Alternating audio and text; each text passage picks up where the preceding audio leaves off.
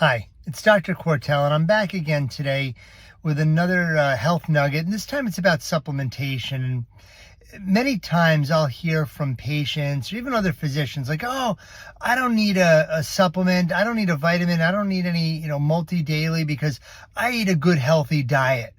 And I'm going to push back on that quite a bit for a couple of reasons. One, the diet that we have today is typically not the same diet that our ancestors had. Everything that they ate was regenerative, organic, farm to table, unprocessed, no pesticides, no herbicides, no fungicides. There weren't any artificial fertilizers. These were diets that were made from whole foods, not ultra processed frankenfoods from a big lab or factory somewhere.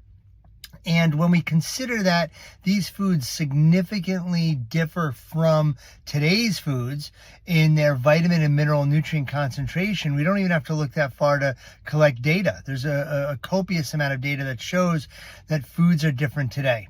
So just understanding that, but even that, I'll tell patients like, yeah, well, that's all right. I ate a good, healthy diet. So then my question usually turns into, well, if someone is pregnant, would they be taking a prenatal vitamin? And almost always like, oh yeah, they would definitely be taking a prenatal vitamin. Well, why would you need to take a prenatal vitamin if the diet today was as complete and as healthy as it needed to be? And if the diet today was healthy enough compared to the diets of yesteryear, and today's diet isn't healthy enough to support a baby, why would a woman be able to have babies 20, 30,000 years ago without any vitamins if the diet then wasn't enough to support a baby? So it really just doesn't make sense.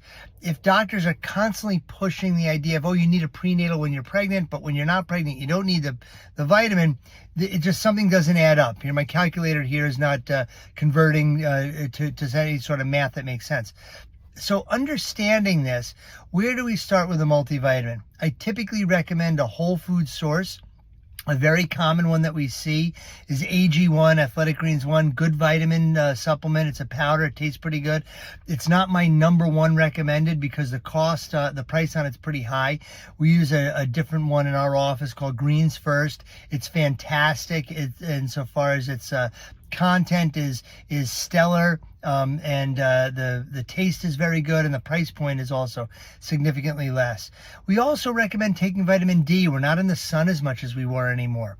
Vitamin B is important because our vitamin B used to come from animal sources and dirt. Animals that were living in the dirt, and we lived in the dirt. We got a lot of vitamin B from bacteria and yeast and other things that were in the food supply that we don't see that much anymore today. So I definitely recommend using a vitamin B supplement, particularly a methylated vitamin B.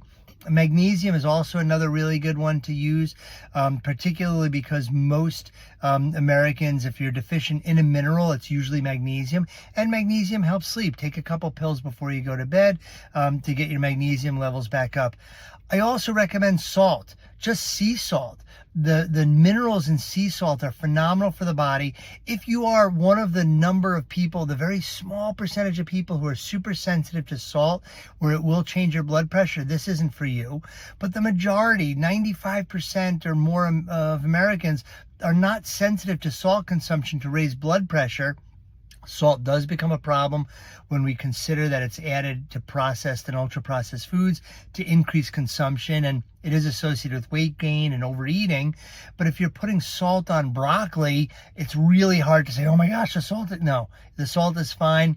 Increasing your salt intake is a great way to get minerals in. You can use an electrolyte, which is just a very expensive flavored colored salt, like a Gatorade, which has some sugar in, or artificial sweetener, or liquid IV, the others. But just sea salt works phenomenally well. And that's a nice way to begin to approach. Find a good solid powder green that has enough variety of different vegetables and fruits and plant-based items that increase your total intake of plants. As we increase the number of plants that we eat, 10, 20, 30, 40, 50 different plants a week, it increases the health of our microbiome, the bacteria that live in our gut. Then we talk about vitamin D because we're not in the sun as much, vitamin B because we're not living in the dirt, and then a multi-mineral from your salt. a good building block. And then if we want to eat or take supplements specifically for different conditions are there, speak to your chiropractor, speak to your doctor, reach out to me. I'll be happy to help you with figuring out how to put together a supplement stack. Creatine is a good one to add in. There are tons that we can talk about more. Hope you enjoyed this today. I'm in the car doing this now. I'm starting to sweat a little bit, so I got to get the windows open and the AC on. But remember, reach out. Don't hesitate to find us on social. Like us, give us a follow, share us with anybody you know. Quartell Chiropractic at Gmail if you want to get in touch with me and ask me any questions or give us some direction on our next episode. Once again, it was great talking to you. Speak to you next time.